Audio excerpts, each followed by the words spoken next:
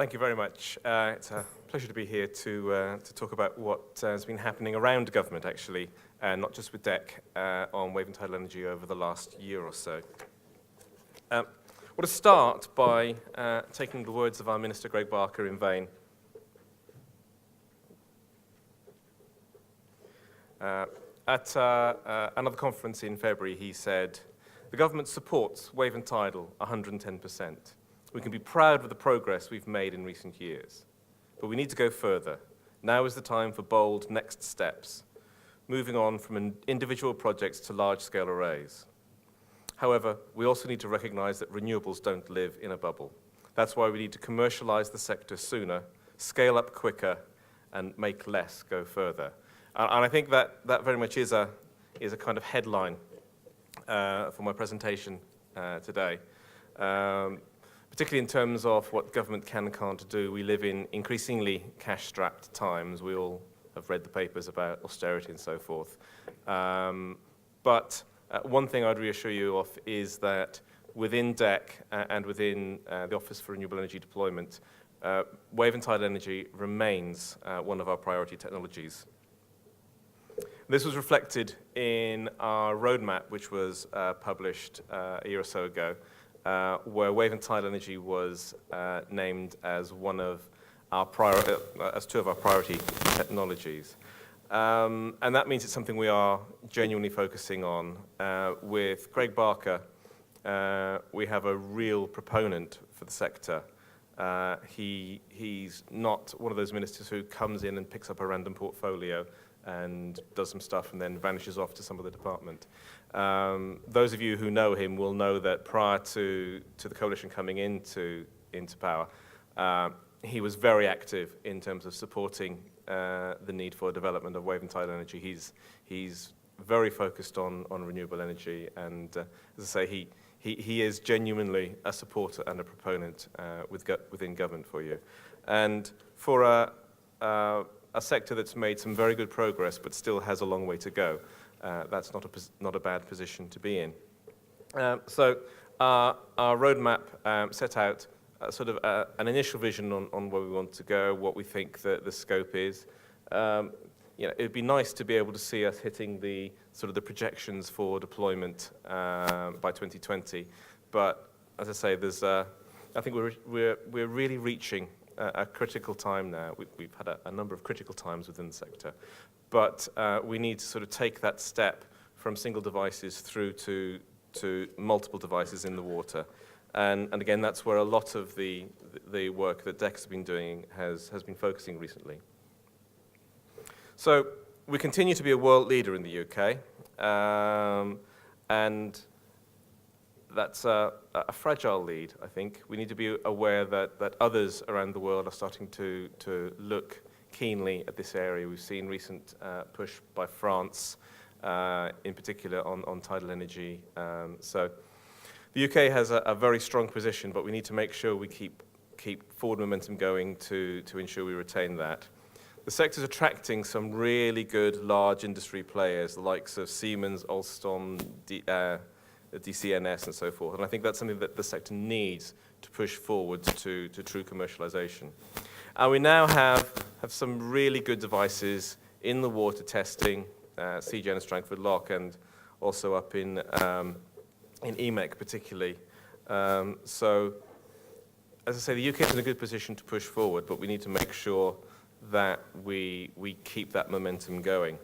So what I'll do quickly is run through some of the policy initiatives which are in place within DEC and around wider government to assist with this process. One of the things we started a couple of years ago to kind of underpin our work on wave and tidal was the creation of a Marine Energy Programme Board to really ensure that we have proper quality input from the sector and from wider influences around government and around industry and around other areas of business, to make sure that the stuff that we're doing in Whitehall really is the stuff that needs to be doing, and it's being done in the way that actually pushes things forward. There's been a lot of useful work done by the Programme Board over the last couple of years, which I'll run through in a second. But we're now reforming the shape of that to sort of involve more of the sector. So some of the recent successes, the program board was absolutely crucial in providing evidence, and properly compelling evidence, into the ROC banding review. And similarly, in terms of the DEC capital grants, which were developed.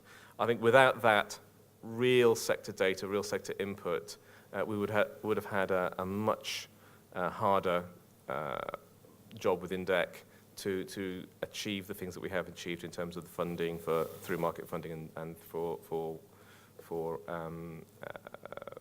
R&D and demonstration projects. In fact, I know that we simply wouldn't have made it. So that's been absolutely crucial.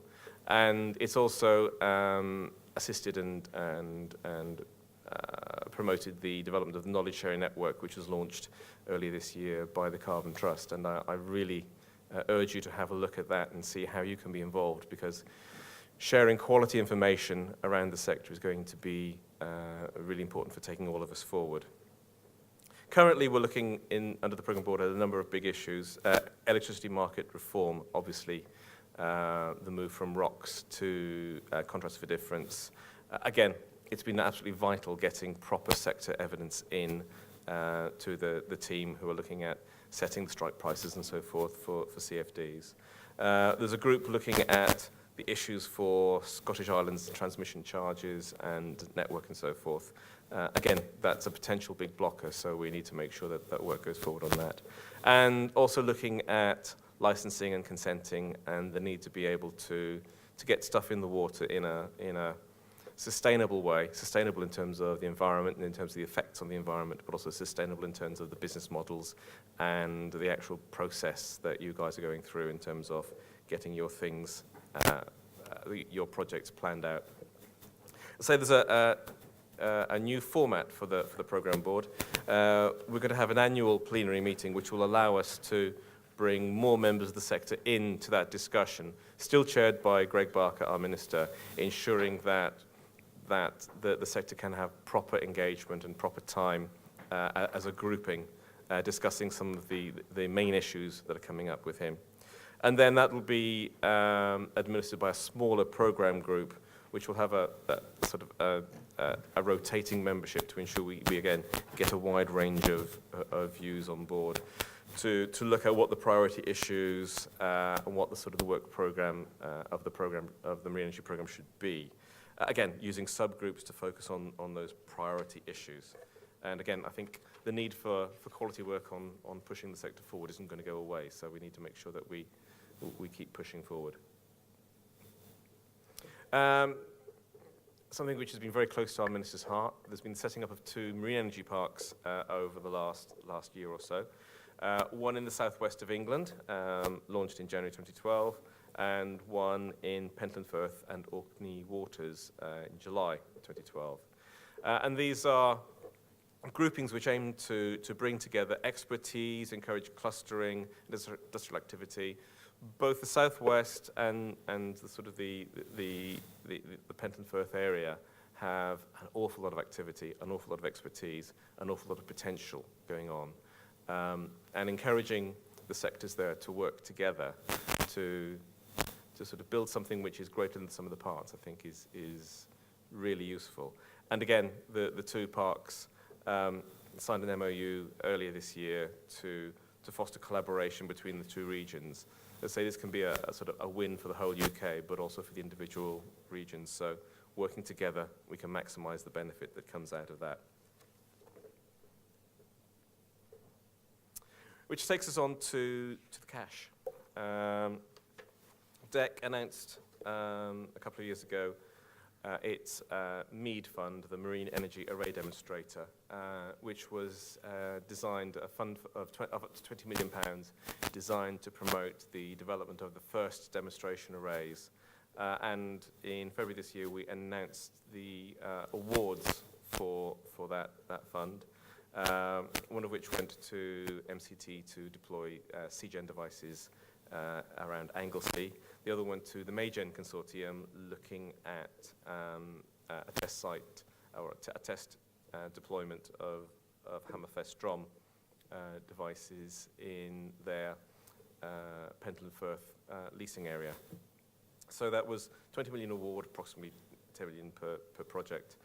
And we expect operation of those devices by March 2016. So I think that's some really good news. And it's not the only array funding which has come forward over the last year.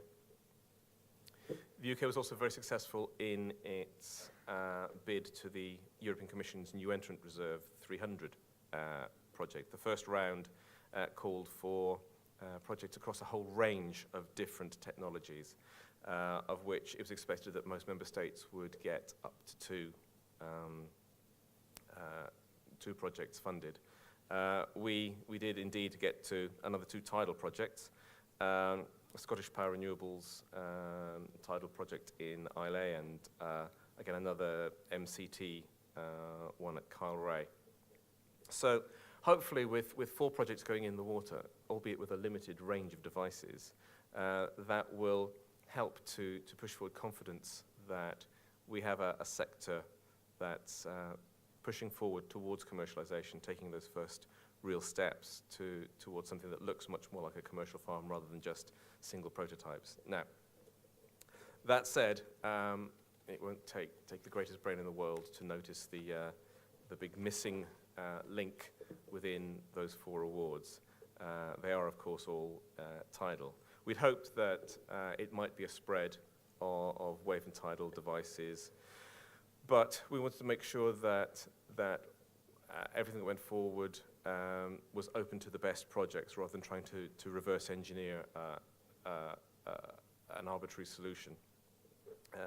So it was we're very pleased to see the announcements during this conference from the Scottish Government on the refocusing of their Marine Renewable Commercialisation Fund towards support for the wave sector, looking at pushing it forward into the position where it can also start producing arrays of devices and demonstrating, again, that path to commercialization and the route to market through real data curves, real performance data, and so forth. So I think it's very, very encouraging, and the Scottish Government, again, is 110% behind the sector.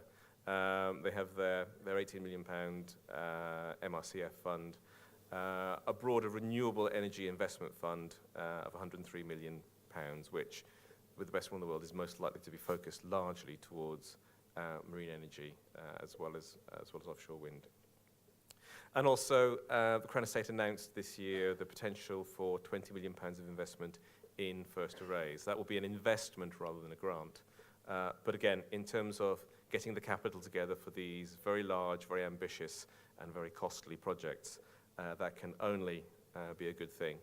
And a lot of this knitting together of a sort of coherent framework of support has been very much fostered through the work which all of the government funding organizations and DEC and the devolved administrations have done through our low carbon innovation coordination group. It's very important to make sure that where we have cash available for sectors, that cash is truly complementary and not sort of competing or leading to some sort of arbitrage type situations where one organization will be played off against the other. And again, we've seen some very good results in terms of making things line up to add additional benefits in which otherwise might not have been there. An example is, second on the list there, the award towards Pilamis from the ETI, 1.4 million. Again, looking at pushing that technology closer towards demonstration array deployment. And this slide runs through some of the other things which have been happening around sort of the funding landscape and the regulatory landscape. So we've had the Crown Estate leasing round in Northern Ireland, which has leased another 200 megawatts of seabed, looking at projects out into sort of the end of this decade and beyond. At the moment, we're in the process of the second call for the NER 300. That closes on the 3rd of July 2013. Now, there may be some of you out there who are wondering if it's worth applying for that. There's an element of you've got to be in it to win it. Certainly the marine sector benefited very well from the first round. So one might wonder if anything the UK gets out will go to other technologies, CCS, other things. We had expected in the first round probably to get one CCS and one marine award. As it turned out, we got 2 marine awards. So the future is uncertain. So if this is something which for projects or for companies could be a benefit, it's definitely worth looking at. We've also seen a 1.6 million EU grant supported by the Welsh Assembly Government for Tidal Energy Limited's Delta Stream test in Ramsey Sound in Pembrokeshire. We've seen Siemens opening a new testing and assembling facility in Bristol to support the planned deployment of CGen, both at Anglesey and at Carlray, and then further out into commercial deployment. And again, the Crown Estate are now reopening their process for potential demonstration sites and leasing for medium-scale deployment projects. Again, a useful initiative to ensure that we keep that momentum going. So, market support. What's the story there? Well, personally, and I know in terms of Greg Barker as well, we were delighted with the result on the renewables obligation, getting 5 ROCs per megawatt hour as the sort of the new band, which came in as of April the 1st this year. It's something which the sector had been pushing hard for, had been calling for some time. We were rather hampered by the sort of the cycle on which the RO goes. But I think we came to the right result. But again, I underline that we wouldn't have got that result without really good cooperation from the sector in terms of giving us hard data to support what otherwise would have just been seen as a wish list or acetate assertions. So again, a real success in terms of government and the sector working together, both with DEC and with the Scottish Government. But the big ticket item, I think, policy-wise coming up is the electricity markets reform, the move towards a different way of supporting large-scale renewable, actually large-scale low-carbon energy generation. And it's something which will be a big issue for the sector going forward. Again, the financial working group of the programme board has been feeding into the team within DEC who are designing the new CFD process. And we're due as DEC to publish our first part of our draft delivery plan in July this year, which will set out the draft strike prices or the suggested strike prices for consultation and further discussion. And then the final strike prices for support under the EMR process will be published in the final delivery plan in December this year. The plan is to revisit the strike prices every 5 years to allow investors certainty on their planning pipeline, but also to ensure that the CFDs continue to match the needs of the various sectors to which they apply. And there'll be a transition period which runs from 2014, when the first contracts are let, through to financial year 2016-17, where the RO and the CFD process will run in parallel, and there will be a choice for developers to go for a CFD or into the RO. But from 2017 onwards, the RO will continue to operate for those who are already in it, but it will close to new applications, and the market will be taken forward through the CFD process.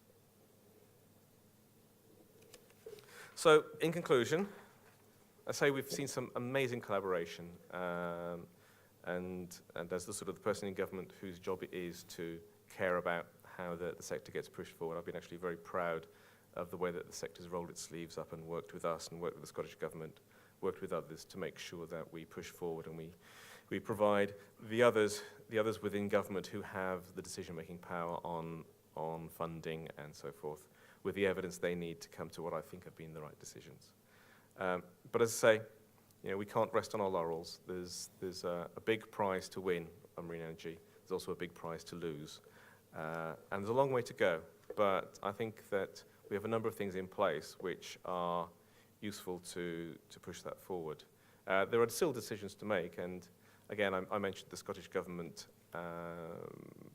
refocusing of the MRCF on wave. It's one of the things that through the programme board we're going to be thinking very hard about for the rest of the year. Is it time to stop talking about marine energy, but to talk about wave energy and tidal stream energy separately?